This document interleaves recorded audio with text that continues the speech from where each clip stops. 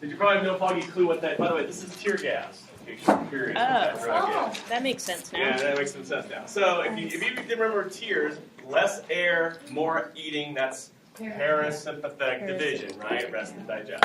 So the preganglionic fiber is long and then short, because sympathetic is long, short and long. So what's going to happen by pupils in the parasympathetic innervation? They're going to shrink. They get smaller, wide with fright, small on TV. So therefore, what neurotransmitter would be the same? ACH. ACH. They're cholinergic in the parasympathetic system on the effector organ. So if I block your beta receptors, is that going to help? No, because No, that's beta's in the norepinephrine. sympathetic system. That's actually the reverse. You kill them. Okay. We're learning. No one's throwing tomatoes. That's a good sign. I Oh. can feel the daggers in your eyes. I can feel that. You get the knee. No one's not too bad. Here, do you mind if I mark on it? No, please.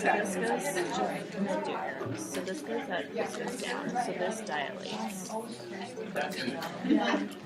Okay, I got that wrong. And then this goes down, this goes All right, up, give me a minute this to goes up, this goes down. This goes up because of right, the hair standing up. Hair standing up.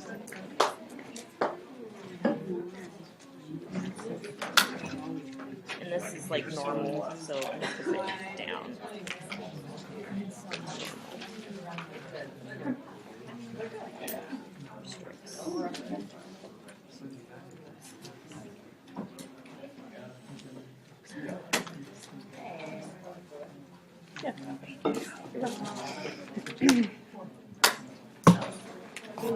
Yeah, this is the one you didn't watch.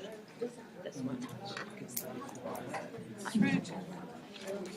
For watching if you put that on, because that's going to increase because it's metabolism. So that's the one that could be. I can't deny anything anymore. When you're running, Michael running Barley, that's it. and this is the one that. Yeah. He appreciates it.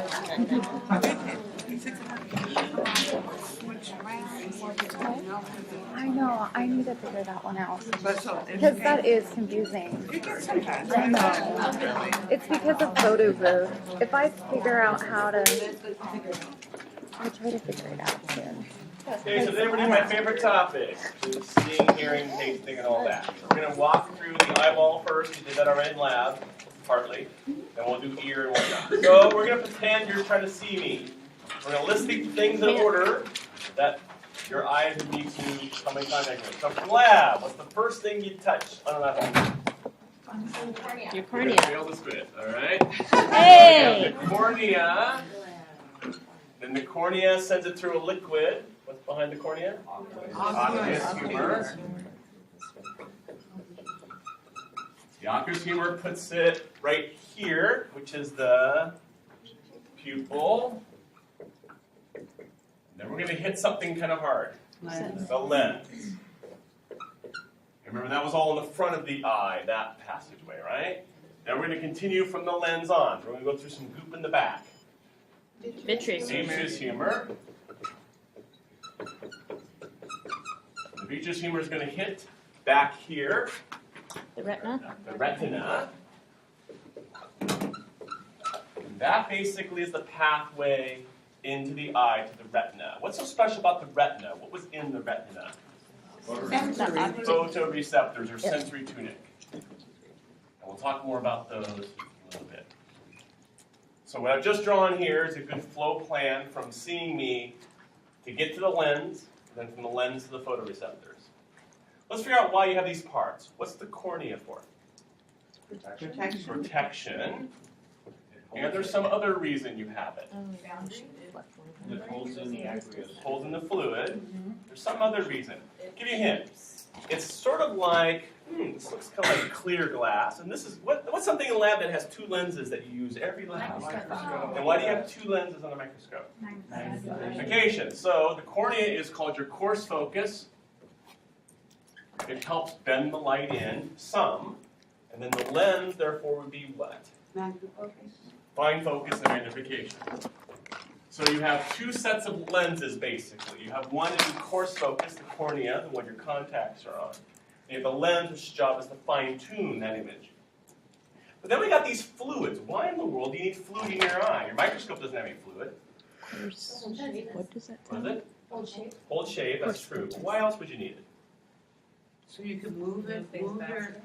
Oh, is it kind of like oil immersion? And then the It lens. kind of is. And why do you add oil to oil Yeah. immersion, not the other one? More light for refraction. Yeah, so the fluids, the humors, are for refraction.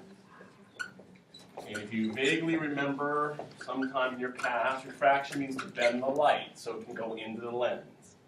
So you have two sets of lenses, cornea and lens, and two things that help bend the light, the humors and the humors.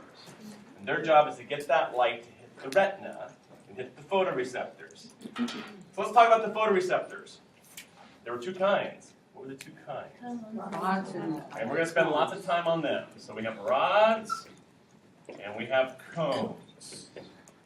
Can someone tell me the difference in their physiology? What do they do differently? They both see. Quote. One is for light and one is for color. Sure, which one's for color? Cones. So cones for color images. They detect color light. So if you can tell the color of my shirt, you're looking at your cones. What do rods detect then? You know, like black and white, shades. Like dim light. Yeah, they work in lower light. So rods are for black and white and shading, and also for low light conditions. Therefore, cones must see what kind of light? Bright light. They need brighter light to see it. So your cones are for color, C-O-C-O, and bright light. Your rods are for non-color and can work in bright or dim light. So is this where color blindness? Indeed it is. We'll talk about it in a second. But I'm going to try to prove this. Sometimes it doesn't work. Depends how bright it is outside. If I turn off all the lights, then we got this one. You're going to try predicting what color I'm writing with. Sometimes this works, sometimes it doesn't. Let's see if this works. Blue. Black. Why are you having a hard time? Green. Not enough light. Not That's the enough. trick, right? Once I turn off the lights, you notice it's harder to pick out the colors. Drive around your neighborhood at night sometime and look at the front doors, right? They're all the same color. So when I turn off the light, you don't use your cones. You can't discern color. So all you're left with is kind of a black and white shading. So if I turn the lights back on, you'll see actually the colors that actually exist, right? So you have the light influences your color perception. So what I'm going to do is focus more on the rods and cones. Since that kind of work. But just before I do that, let's go through kind of the refraction idea. This is showing why you need those humors and why you need those lenses. So this out here is the cornea. It bends the light a little bit, coarse focus. Goes through the aqueous humor that helps bend it a little more. The lens really does most of the work. And then the vitreous humor makes sure that light ray gets focused back on the retina. So you need those four things to get the light to go through the lenses and hit that retina. And all we do when we change our focal length is we're changing basically the shape of the lens, a little bit of the cornea, to focus on the retina. So what do you think happens to your ability to focus when you get older? It gets Why would it weaken? Looking the at this picture? ligaments. What do you see different in these two pictures? Doesn't the lens actually harden and change? Indeed it does. If you look at this picture, my lens has to change shape to keep the focus on the retina. That takes muscles. What do your muscles do when you get older? They get They weakened. weaken, the lens gets stiff, and everything kind of falls apart. Hence why if I take off my glasses, I can't read anything anymore. Right? Yes? So I was reading in the lab manual Yes. that people back in the day when there wasn't light, that they in their 40s would get glasses because they didn't have light to read. That's right. It's harder on your eyes. So it's bad to read in dim light. It's bad to try reading something and discern it in dim light. So you can read in dim light if the letters are big and black on white paper. You try reading something that's small print or colored, and your eye is having a miserable time because actually your brain's having a miserable time. Because A, you lose the discernment, you lose the color, and your rods aren't as sensitive as cones. So the letters, that's why a computer screen is so awful. Is there little blocks, and your eyes trying to make those blocks into a picture. That actually is really bad for them. So is it kind of Okay. Like television. Yeah, so hence I got bifocals when I was 23. It's a biochemistry class, damn it. Why does We that? can blame him now. What's the physiology of why it is bad for your eyes? So apparently it's It's tough on the lens. Stuff on the lens, and then also just as you're like a computer screen, when the eye is trying, what the brain's doing is your eye is jerking like this, called nystagmus, and trying to take all those dots and make it into one picture of a letter. And when the brain does this first pass, it can't do that, so it goes back and then resets it. And so your eyes are working twice as hard on each word. And so the brain just has to keep using the lens over and over. You keep using the muscle. So it's overuse, not like if you don't use it, you lose it. It's It's more overuse. Everyone who goes to college will have glasses when they leave. Yep, Oh. it's true. I mean, That's what happened. the illiterate people never need glasses. Right? That's a generality, right? Not a specific, That's funny. Biochemistry class, yes. What about negative feedback? What about negative feedback? Shouldn't those muscles get stronger? They do, but the lens doesn't. That's the trick. The lens gets harder to pull. Even though your muscles are stronger, the lens wins. It's just sitting. And so eventually, the muscles just can't work infinity. So you're right, the muscles get stronger, but the lens isn't getting softer. The lens is actually getting harder too. So you're right, it should, but it doesn't. But that's our refraction. But now I'm going to focus on those other things, those rods and those cones. So here's a picture showing what you learned in lab, which will be in your quiz today. Is that slide. So if you remember, you have the photoreceptors, and then you have the bipolars and the ganglion cells. If you look at our photoreceptors up close, we have rods, which are named because they're tall. Cones are named because they're pointy, because we're biologists. And these are my rods and my cones. These are actually detecting the image that hits my eye. So what we're going to do is focus a little bit on the cone. To understand the cone, you have to understand this funny picture, which is crooked here. So, believe it or not, there are only 3 cones in your eye, 3 types: blue, green, and red. So in real life, you can only see 3 colors: blue, green, and red. So why is it you can see purple? Because it covers the wavelength. Yeah, so this is the Home Depot thing, right? So you want this purple, you mix this much blue with this much green, you get this much purple, right? So what happens is the cones are responding to blue, green, and red. And they're sending an impulse to where? What part of your body interprets vision? your brain. Your brain. What part of my brain? Occipital. My occipital lobe is interpreting that as a color. So one of the big ideas you want to take home with you is the eye just takes a picture. The brain then has to interpret that picture as what it is. So in real life, there is no yellow. Yellow does not exist in your eyeball. Your brain invents yellow from what the eye tells it. So if you want to be freaked out, everything you're seeing is an illusion of your brain. Because you actually don't see any other color but those We 3. didn't even have to take So the occipital lobe is translating Yes. different colors. That's so why, you're fighting over the, my ivory or off-white. That's in your brain, not your eye. Your eye That's doesn't why, know. like, when you look at optical illusions, they move. Optical illusions are the eye proof of your brain is trying to figure out what the eye is telling it. So when you get down to your photoreceptors, you're going to see black or white or blue, green, and red. Right? And the brain has to interpret that. So let's talk about color blindness, since Kate brought it up. What would happen if I didn't have red photoreceptor? If they didn't work or they didn't send an impulse? Then you wouldn't see yellow. I would have problems with my reds. And Down yellow. in here, can I see blue okay? Yep. Probably. Can I see green, purple? Sure. So let's say I don't have red or green cones that work. I can only get blue. So color blindness is a problem with one or all 3 of these cones. So you're losing this band of information. The brain then has to interpret it as missing and go to the other one. So a traffic light to someone who's red-green colorblind is basically all there's no difference. Right? Make Are they sense? allowed to drive? Because they're in position. You know that you can tell it's on or off. You just don't know which color it is until someone tells you that's the red. No, top then light you means stop. always know it's the. Yeah. So I heard that color blindness, there's usually a yellow color blindness, like you can only see yellow. Yes. What is broken there? So that's usually the yellow is sort of this interface between.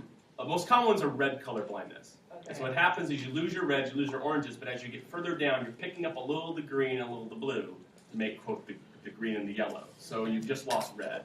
Okay. Red-green is the other common one. That one you lose all the way down to your blues. If you were blue colorblind, you'd have no purple. Yes, no. Can you only, like, is there any color blindness that occurs where you just can't process the mixing? That's called brain damage. That's different. It's your brain right that makes it. Yeah. What is the revolutionary reason for color? Because some animals don't have it. Right. Why do we? Is it because we interpret things more? We're more complex? We're smart. Like I write in color. Does that help me interpret it better? We don't know because you can't ask. You can't ask your dog if it likes seeing black and white, right? I mean, Yeah, it's You fine. can. They actually see the yellow. Right. The logic is almost all birds have color. Some fish have colors. Primates have colors. Almost nothing else does. And so the logic is, well, why would a primate need color and a bird, but not a dog or a Yeah. cat? Well, birds mate. You know, a lot of their mating habits are based Mating on habits have color. colored feathers. If you're a cow, you're out at night when it's dark anyway. When you care what color you are? There's no rhyme or reason, right? They live quite fine with no color. So they look at us as the freaks. One argument is that color enables you to discern like rotten food from healthy food, but so do other animals. Color makes it easier to spot mates. I mean, that doesn't hold weight with me. Who knows? Do you think it's a function of as our like olfactory senses comparatively like to dogs, they only see in the Major yellow vision. wavelength range, so they see in grays, but their Their smell olfactory does. sense is There is that argument Light that is they better have than smell, us. we don't, so we have to compensate. Yeah. But no one has an answer why some animals have great color and some animals have bad color, and everyone's fine. Right? So it is that primates have the most developed color of anything. So maybe it's just so you can write in color. Who knows? I'm going to show you an animation. Crayola can make We don't know money. these magic lines. I wasn't there when you got built. So I'm going to point you to a website. That's the most fantastic website known to man on this. The guy's name is Tutus Villis. You got to love a name like that. You type in Tutus Villis, Tutisvillis, into Google. I can put his name here. I am not his cousin or anything, so you know. That man's in Canada, and he has a beautiful website on the physiology of the senses, and he goes through more detail than you can imagine on eyes and ears, and a lot more than I'm going to teach, and a lot more you actually have to know. But I'm going to use some of his material here to show you some gee whiz about the brain. This is just again pointing to the concept of your eye, where your eye is a camera or microscope. You have lenses and refraction occurring to put it on the nerve back here. So your digital camera is the best analogy in the world for an eye. You're taking a picture and putting it on a computer chip. The computer chip then is processing this image. So the camera is taking a picture, and your brain is the computer chip that has to interpret what the camera is saying. Right? So go check. So if we go back to our retina, where I'm going to spend some time, here's our little things. Here's some cones. There's our rods. There's some ganglion cells. There's some other stuff, you know. You don't need about those. Right? Where we're going to spend our time being freaky is this picture. Read what he's writing here and see if you can make into English what he just said. You have to go back to last to remember what depolarize and hyperpolarize means. So when he says darkness depolarizes the photoreceptors and light hyperpolarizes them, what did he just say? Sodium and potassium. Sodium and potassium, and in English, dark turns on the nerve, and light Turns off. turns it off. The exact That's opposite of inhibiting. everything you've ever been taught in your life. Ooh. Darkness is what makes your eyes take a picture, not light. That makes This sense. should freak you out sometimes. Wait. Dark is the stimulus. Huh. So when I turn off the lights, all the photoreceptors of your eye send a message to your brain. And your brain says that means dark. When I turn the lights on, they turn off in your eye, and the brain interprets that as light. Getting nervous yet? Wait, can you say that? Yeah. Right. So, on our test. so when you close your eyes to go to bed, you actually increase the signals from your eye. Your eye turns on when you close your eyes. That's what this says, right? Darkness depolarizes your neuron, acting as a stimulus. And in this picture, when the dark comes on, the photoreceptors turn on and begin sending more messages to the brain. And when you turn on the light, they decrease hyperpolarized meant to go down, right? So light comes on, I turn them off. So not only is your brain having to interpret the color, but your brain actually understands it's to reverse what the eye says. So when you close your eyes to go to bed, your eyes turn on, your brain says that means that they're turning off. You nervous yet? Go to bed, close your eyes, and think through this for a while. Right? Wait, so you're saying that you turn off the lights, you're closing your eyes, you're turning off your rods and Right, so if we put that on the board of glory here. Right, so darkness turns off photoreceptors.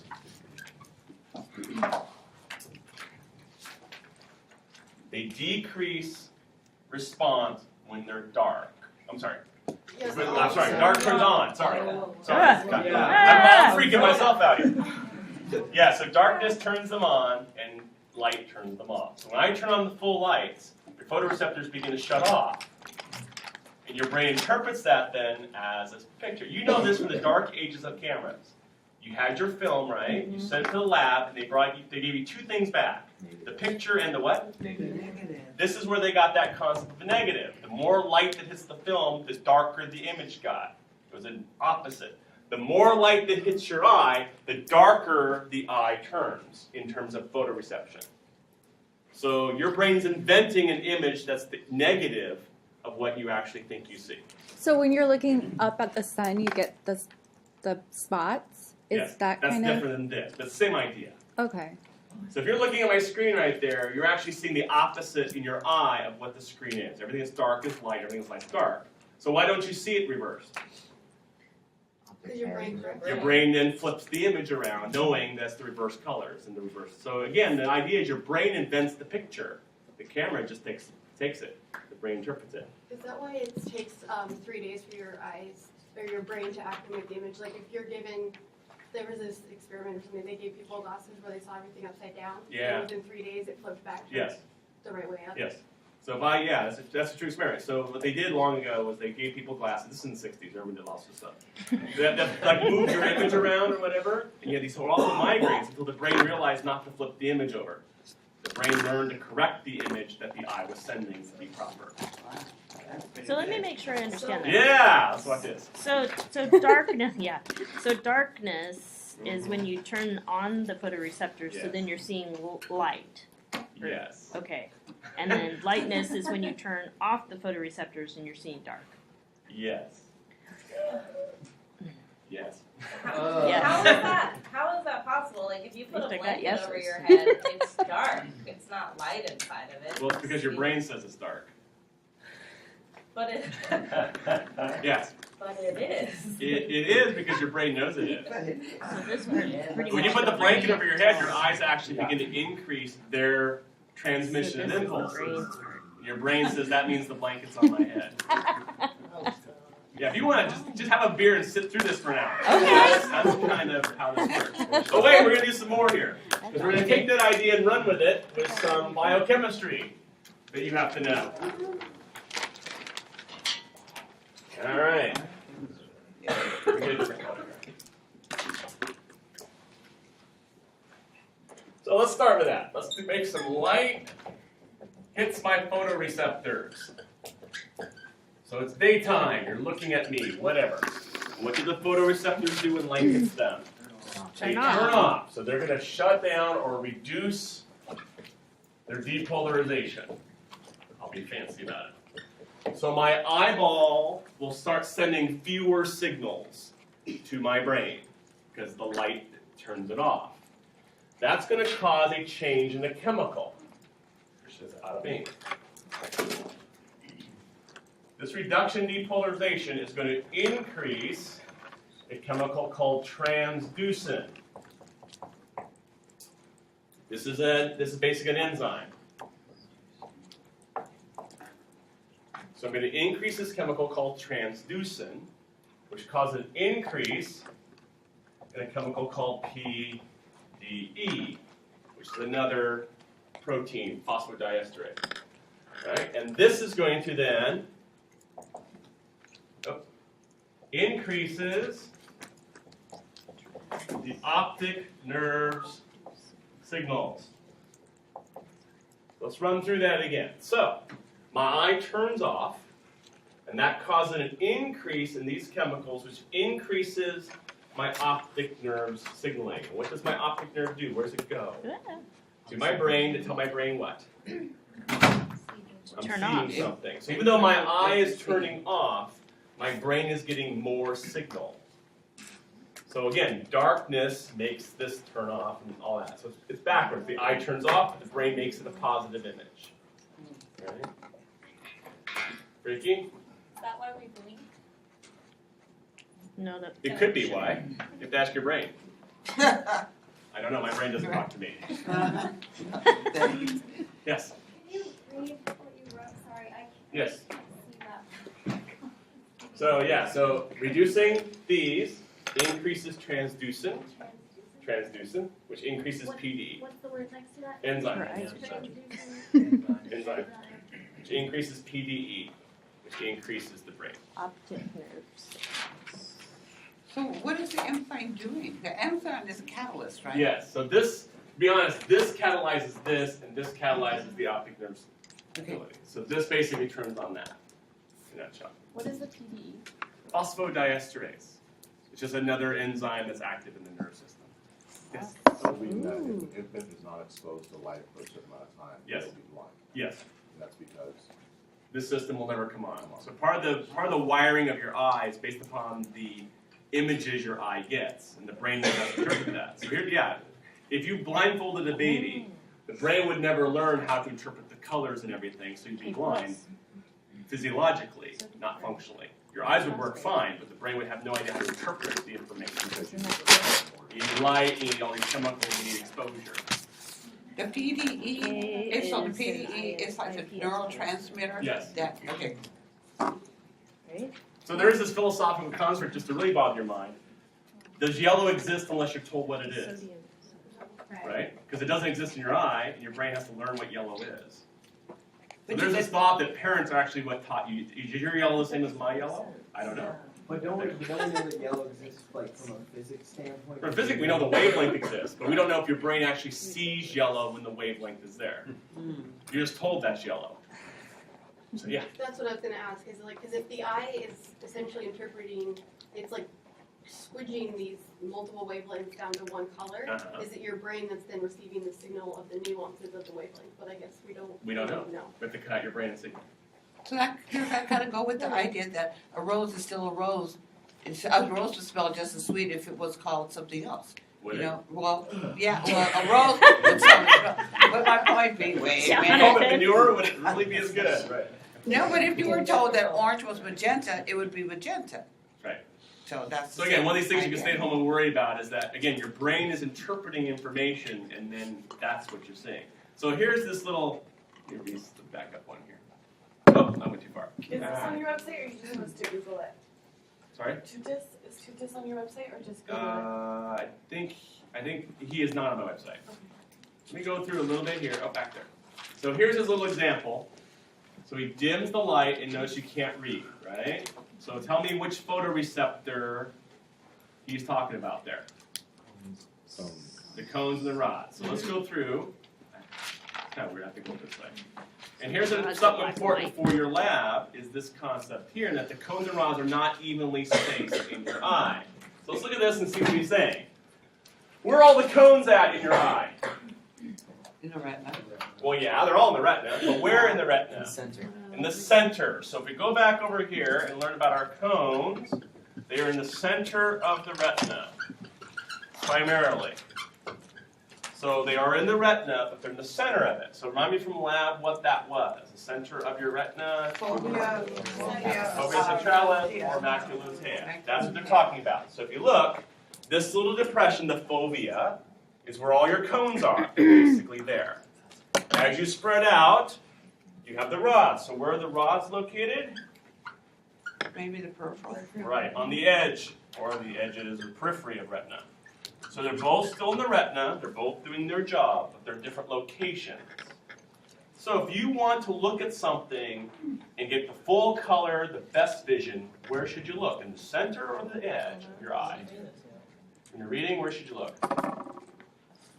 Which part of your eye would you use to read? If you read black and white.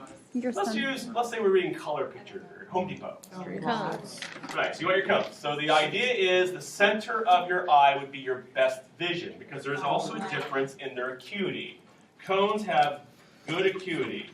Can you tell me what acuity means? Sharpness. Sharp vision. There's a lot of them and they're very good. Is he talking about So if I look in the center of my eye, I'll see color and I'll see really good detail. Rods have low acuity, meaning they're not as good at making out detail.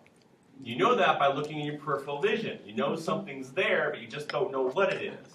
Because peripheral vision is my rods, I get shapes and shades, and if I look right at you, I get color and acuity.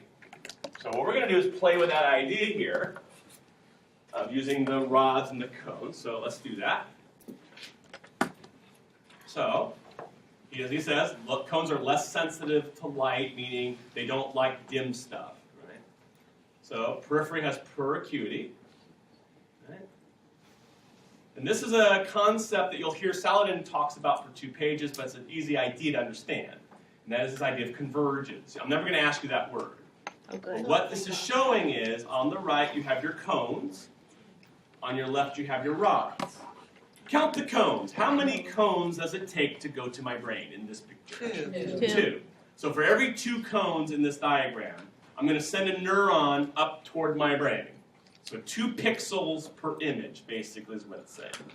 How many rods do I send up per nerve? 5. Yeah, a whole lot more. So more pixels before I make an image. So when you do look at your camera, it's got so many pixels by so many pixels. That's an idea of acuity. So the cones, you're sending basically 1 to 1. Every cone is responding and sending a pixel to your brain so you can make a sharper image. It has high convergence, high density, all that. This one here has more cells per neuron, so you're getting less detail. Make sense? So it would be like lower resolution. Lower resolution. High res, HD, TV, the old stuff. Yeah.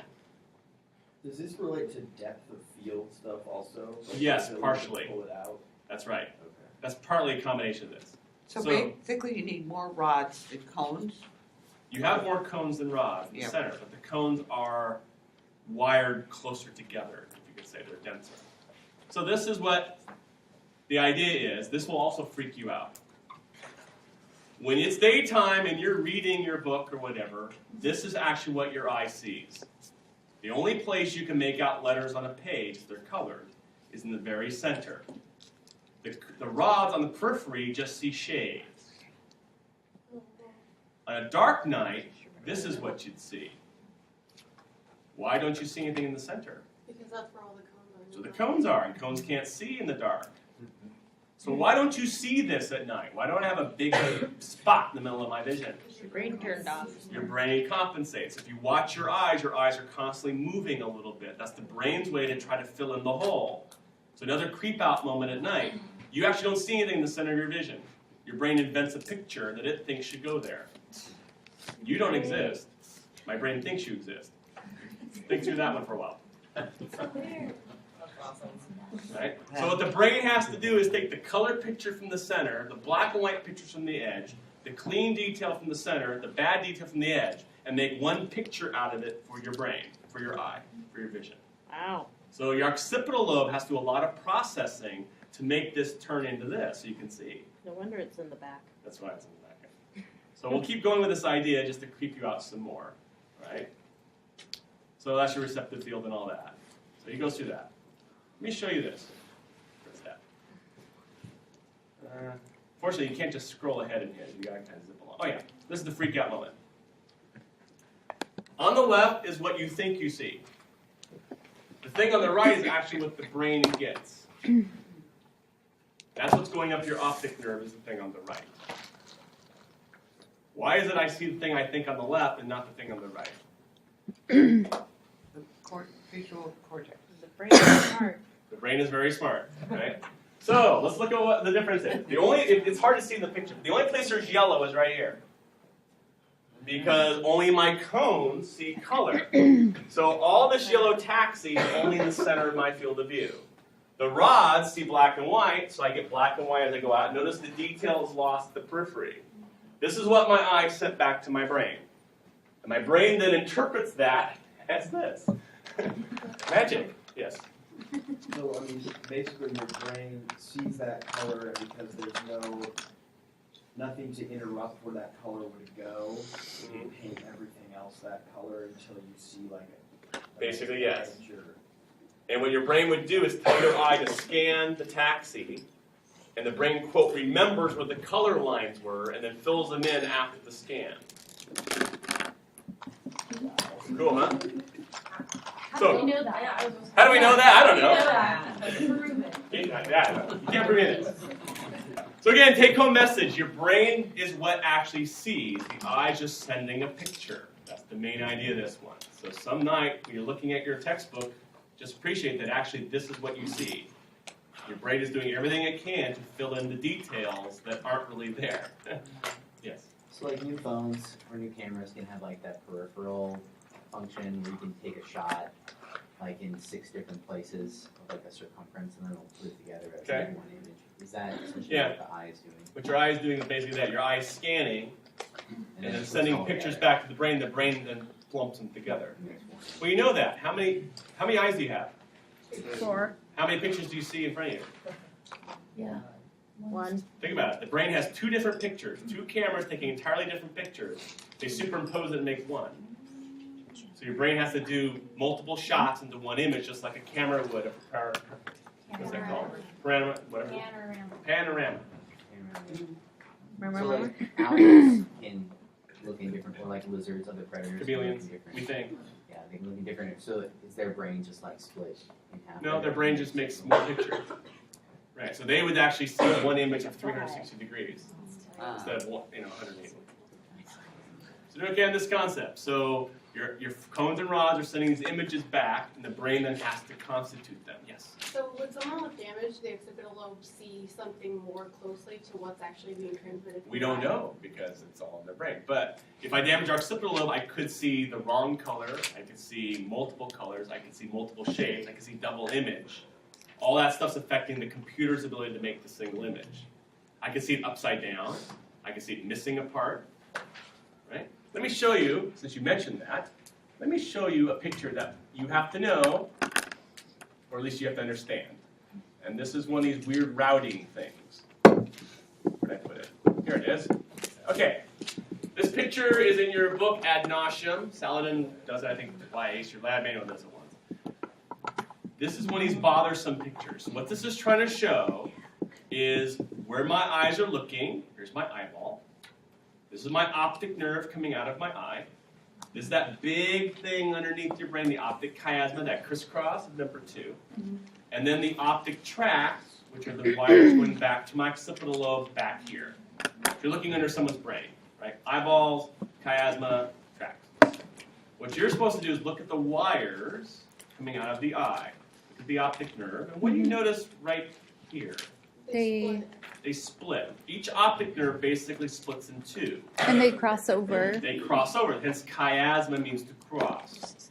So What is each the optic middle? nerve crosses the other one. Only the middle part. Only the middle part does. You notice here, the middle of this eye crosses the middle of this eye. So, in your brain, this side of my brain is getting an image from both eyes, and only half of each eye.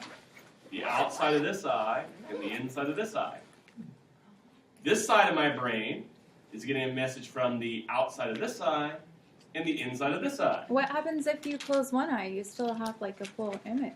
You do, because I'm getting, basically, each side of my brain is getting an image Right, both hemispheres. from one eye, right? So the part that's on the same side of the brain is ipsilary.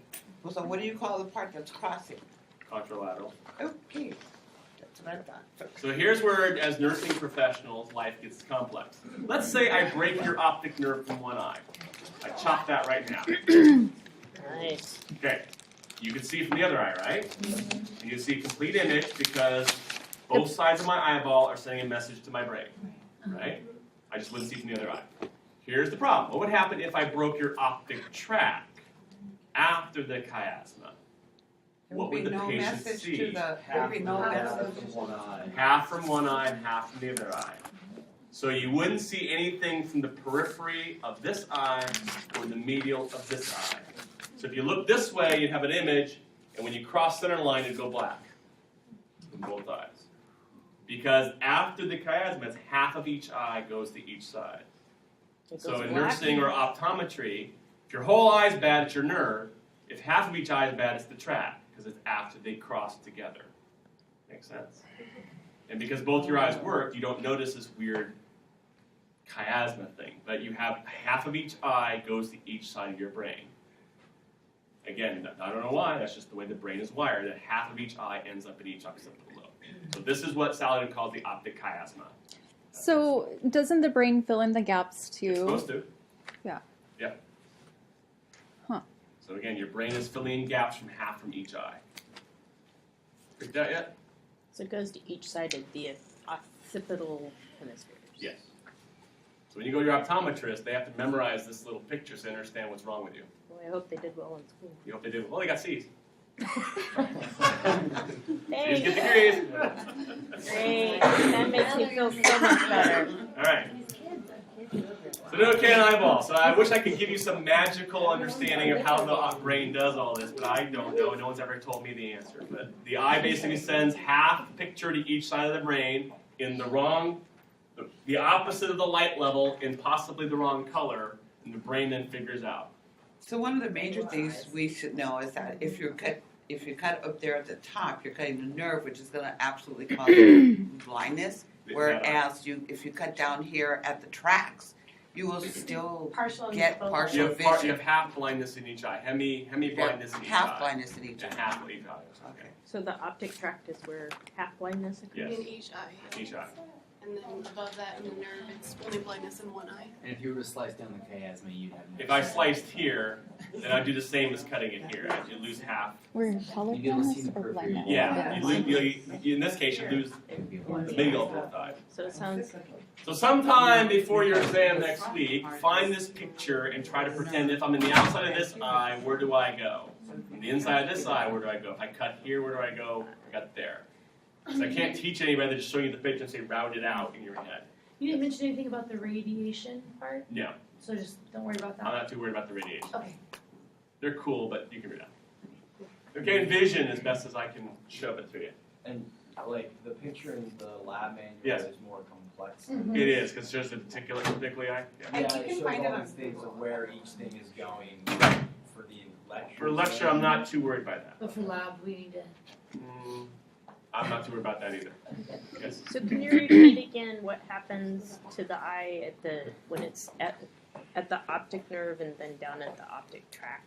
Okay, optic nerve, the whole eye is turned off from the brain. Whole eye. You're blind in the eye. Optic tract, half of each eye is cut off from the brain. So you lose half your vision in each eye. But you can still make a whole picture. You could, as long as you keep turning your eye. Will your brain eventually compensate and just put together the peripheral? They say it does.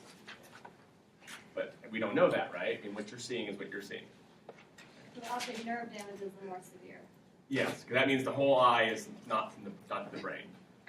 Both of them are bad, but different protocol. So what we're going to do now is shift from the eyeball mystery magic, which I can't explain much better. Then we're going to go to ears, which are actually a lot easier to understand, believe it or not. Much more simplistic. So we're going to do some hearing. And just like our eyeball, we're going to write the way you get hearing into your ears. So if you can hear the words coming out of my mouth before the movie, you're going to draw ears. Let's do that. Oh, yeah. Because I had to take it out of context. So, let's start. Where's my voice going? What's the first thing it's going to hit? Okay, let's do outer ear. Fine. Make it harder than it is. All right, I'm going to end up about here. What's that? The The tympanic membrane. Eardrum is fine. I'm doing that. Okay, then after my eardrum, what have I hit now? Ossicles. Ossicles. Very good. Let's stop there and figure out what ossicles are. What are ossicles? Three little bones. 3 little bones. All right, so then what? The ossicles go to that. What is that thing? A cochlea? Cochlea. Cochlea. That's it. That's the pathway of sound into my ear. I go from the outer ear to the eardrum to the ossicles to the cochlea. Now what we have to do is we have to zoom in on the cochlea to understand what in the world's going on. So let's zoom in on our cochlea, and then we'll put in a little bit of detail. Is lens from before? This picture is showing the inside of your cochlea. What we're going to do is we're going to zoom in here. We're going to zoom in here. And tell me what you see right there. 3 dots. Yes? Purple. Say Hair cells. They're little Hair cilia, cells. cilia, little cells with hairs. Okay, so inside the cochlea you have hair cells, and those are connected to a nerve. We're going to add some detail now. And when I get to my cochlea, we're going to go add an arrow, which doesn't work, to my hair cells. So my hair cells are inside my cochlea. Now we have to figure out what the world hair has to do with my ear. So let's do that. You're going to hear my voice. What does the eardrum do when you're hearing my voice? Vibrate. It vibrates just like a speaker or a microphone does. So if we go back to this picture, the eardrum vibrates. What do the bones do when the eardrum vibrates if they're connected? They conduct and amplify the vibration. They vibrate as well, right? And those bones are pushing on the cochlea. So what do you think the cochlea does when the bones are pushing on it? Receiving the signal. They vibrate. Vibration. And so what do the hairs do if they're in the cochlea and the cochlea is vibrating? They move. And if the hairs move and they're connected to a nerve, what does the nerve do?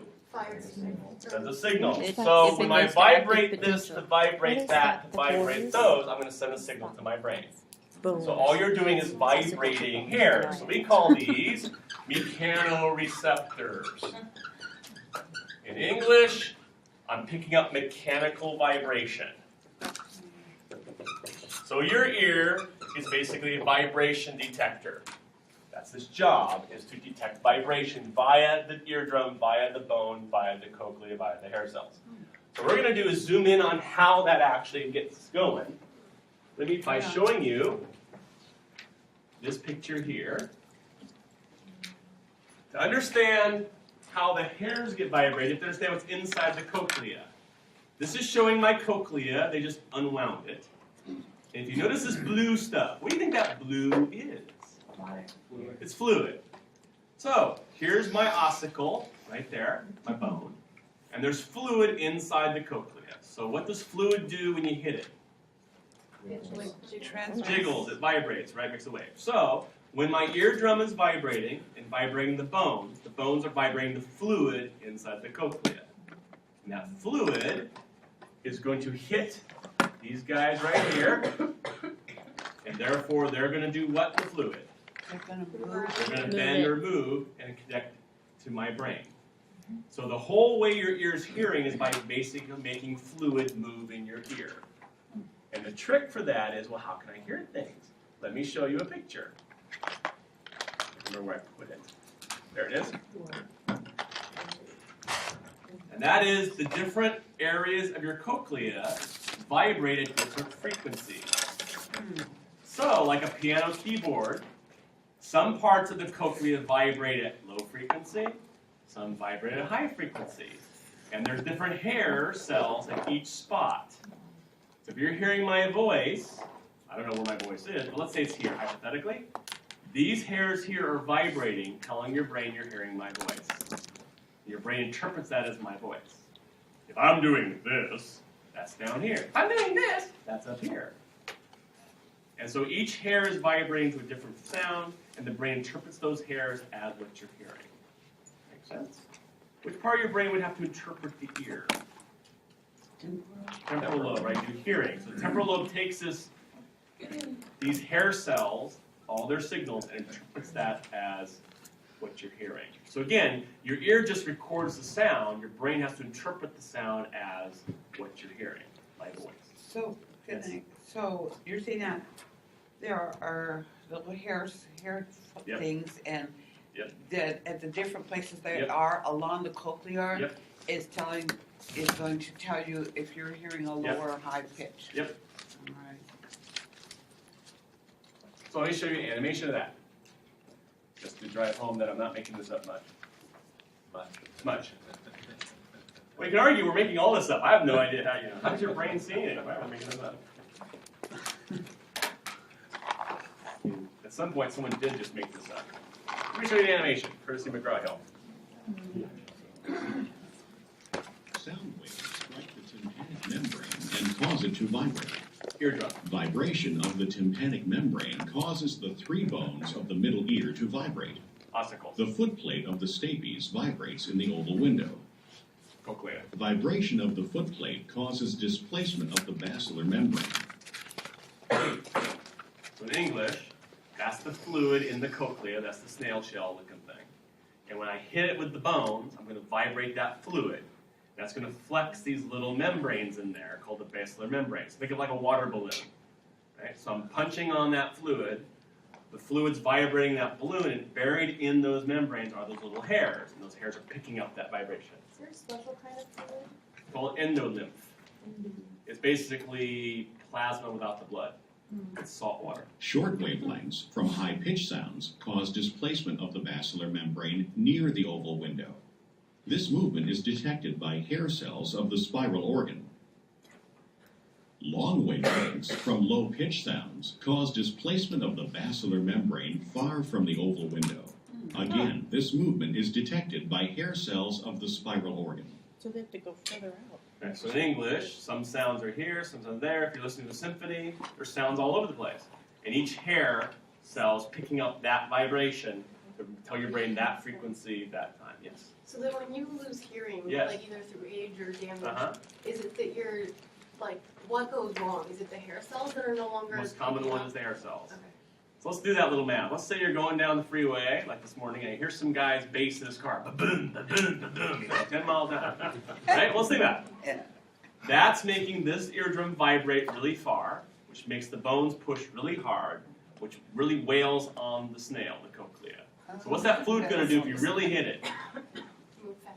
Move fast. And what's it going to do to those hair cells where that boom is? Push it harder. Move it really hard. What do nerve cells do if you hit them really hard and they have hair on them? Fall over. They fall over and break. So nerve loss in your hearing is if I keep hitting that hair hard enough, the hair breaks off. When you don't have the hair anymore, how much can you hear there? Not much. Nothing. The nerves. That's right. So you've lost that's neurological deafness. You've lost the hairs. Nothing vibrates. You don't hear that sound. So hence the kid keeps turning up his bass, wondering why it's not loud anymore. Well, buddy, because you've lost the hair, you moron. So when someone's under like chemotherapy, Yes. can they lose? Yes. Really? Mm-hmm. And certain antibiotics will break off the hairs as well. Huh. Gentamicin will do that. No. Nerve damage is forever. So it's So not once very you're deaf, you're mitotic? deaf. Are the hairs not mitotic at all? Like it No, they're doesn't? not. They're neurons. They're post-mitotic. Yeah. So an elderly could be problems with like calcium with the bone breaking down? You can. You can have a problem with the eardrum rupture of the bone. The most common deafness, though, is the hair cell loss. They call it baby boomer deafness. Too many screaming guitars. Yeah. So does a hearing aid just amplify that sound? Right. So the idea of an old-fashioned hearing aid like Grandpa had was just to Just a microphone. yell basically at the eardrum louder, That causes Right. more. and then push on it. So you're hearing because I'm just beating on everything louder. So eventually, they would have to continually keep turning up the Yes. hearing aid. And then cochlear implants, the next level up, is actually to get to this wire here. Skip the whole eardrum thing and just innervate the nerve. And then skip all that. So it's like a cochlear system. Yes? What if you're born deaf? You have no hair?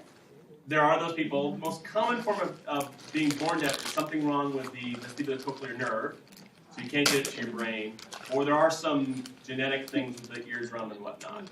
The most common deafness is as you get older, you just break more hairs off. And then you lose it. What causes like the ringing in the ear? Ah, the ringing in your ears. Let's go through that.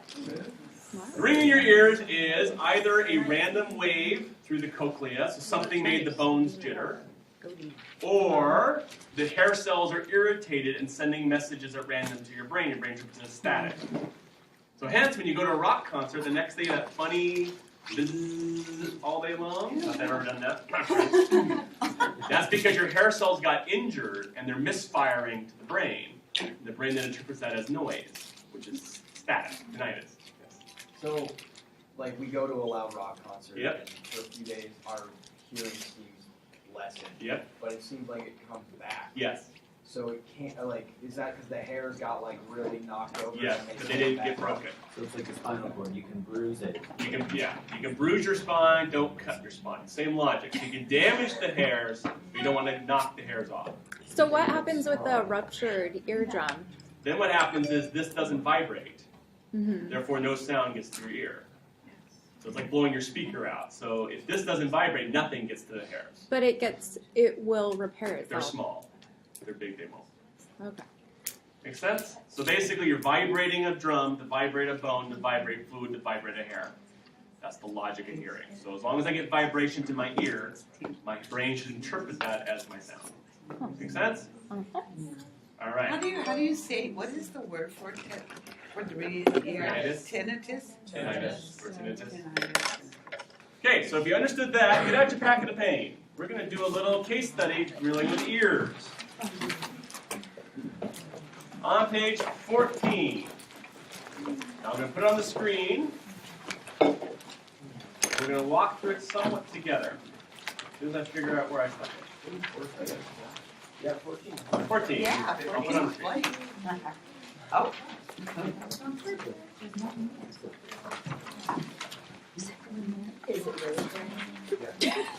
Who's sick?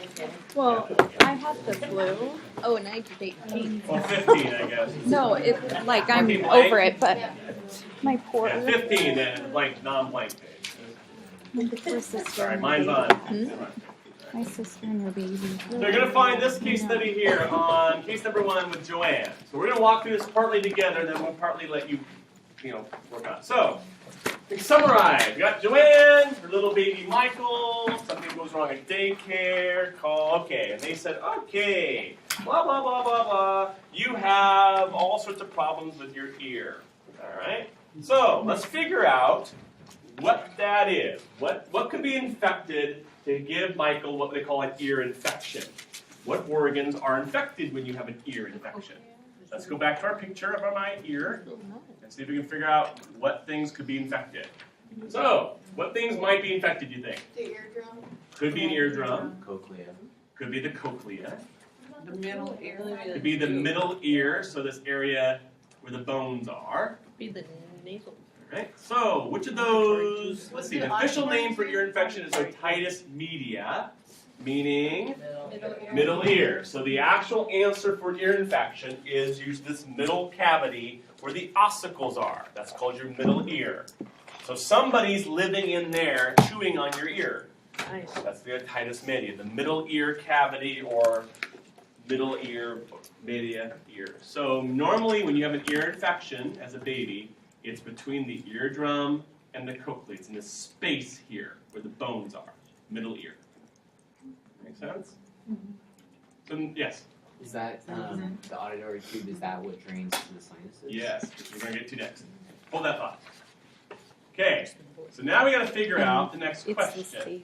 The doctor asked all this crud about coughing and colds. Let's go back and figure out, Patrick's question was, how in the world could you get an infection in there? There's a lot of Where?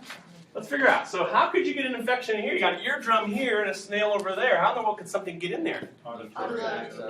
Ah, yes. Let's look at this tube here. That's a different tube than the one with your ear. This is called the auditory tube, also called the eustachian tube, or pharyngotympanic tube. Let's talk about that tube. I'll give you all the names in one. So we have eustachian tube, or pharyngotympanic, pharyngo. Those are or internal auditory tube. These are all the same tube. I don't care which one you pick. Pick one. Are these tubes in the middle? Station, pharyngotympanic, or internal auditory. Why have that tube? What is that tube for? It's not for hearing. Wouldn't it like drain to your nose for All right. or something? This is a drain tube. Goes down towards your sinuses. And there's another reason you have that tube there besides draining crud.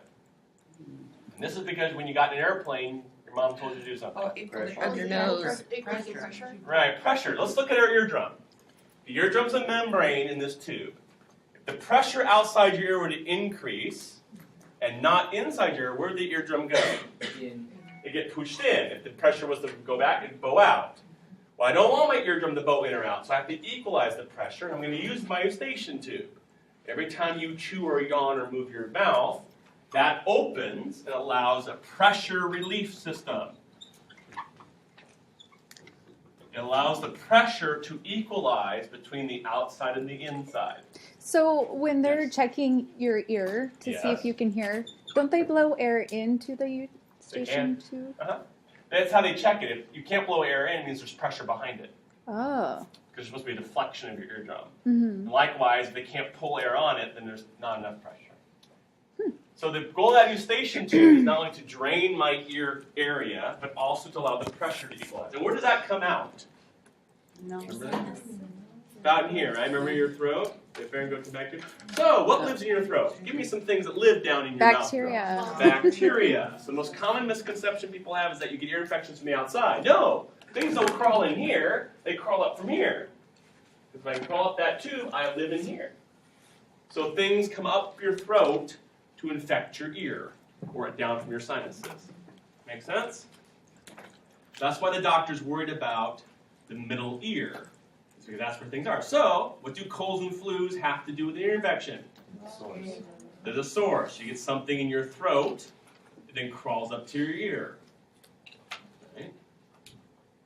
I should know. I had millions of them. Yes. Is the reason that they're most common in children because one, it's a shorter Yes. road, and they're also laying down more? Yes. Okay. And they get more colds and flus anyway. Children can also have blocked membranes. Yes, you can have blockage where the fluid doesn't drain, all those things. Okay. So then, Yes. I used to get ear infections a lot because I was on the swim team. Yeah. So I thought it was the external, like the water getting That's in. different though. Okay.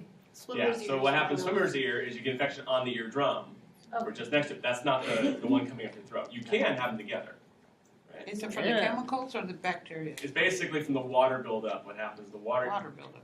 If you don't have enough wax in your ear, the water will stay on the eardrum. And then the water basically will sit there and the bacteria can live in that little spot there. Okay.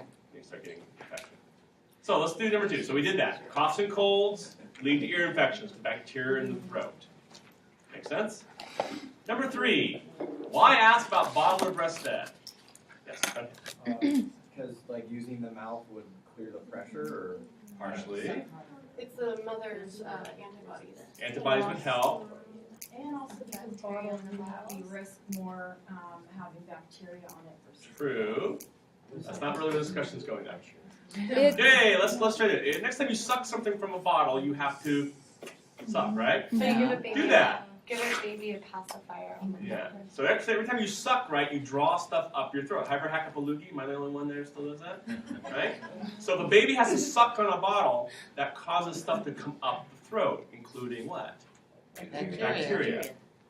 When mom is breastfeeding, breasts eject the milk. You don't have to suck the milk; it's ejected. So you don't have to do that thing all the time, right? So the bottle itself is what's leading to it, the suction of the bacteria up your throat. You're hacking up a loogie every time. So even if you bottle feed breast milk, you get the same effect. You're trying to suck stuff up your throat.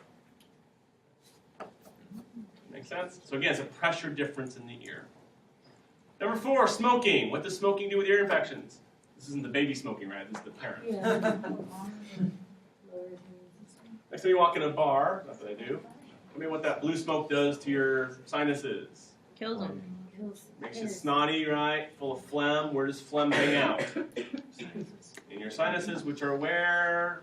Right where this tube comes out. So if I'm exposed to smoke, I get more snot, legitimate term, more place for bacteria to live. It clogs up my tubing. I get more infections, plus the immune suppression. So we got all these problems. You got babies get coughs and colds. They could be sucking stuff up their ear, not their ear literally, but up their throat to their ear. And then they're around a bunch of smokers. All that stuff would cause more buildup in this auditory tube, make it harder to drain, and allow bacteria to crawl up in the ear. Make sense? Yeah. So, last question, which we already answered. Why do children get ear infection? I haven't had ear infection in 15 years. Why not? Well, they put a lot of stuff My in there. station tube's longer. My face elongates. Wider. It's a bigger tube. Drains better. They put all kinds of stuff in their mouth. My immune system's good. I'm not sucking on bottles last time I checked. Right? I have fewer coughs and colds. Right? All those things. Yes. Is the reason why children have more earwax is because they're more, just the body just does that because they're naturally prone to have more ear infections? Partly that, and they just haven't scooped it out like Oh, all I us think nutcases my do. son has a crazy amount, and I clean it all the time. A lot of earwax is the normal chain of events. Oh, okay. Make sense? So again, the main idea is that if I get something in that middle ear canal, this tube is why it's there. So it's the middle ear infection. So that's where they put drains in? Yeah, so if you chronically have ear infections, they may put a drain in either through the eardrum or down here to get that fluid out and get the crud out, basically. And that way it reduces, because if that builds up too much, you can blow your eardrum, or the nerves could be damaged from the bacteria. So excessive ear infections, they might drain.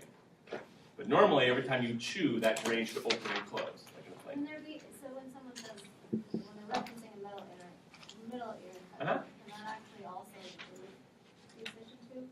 Yes. So the infection can be in the tube and in the middle? Yes. It's all in the Or and actually, it could be a sinus infection as well. So you may get a middle ear eustachian and a sinus infection all in one fell swoop. That's everything all the way down.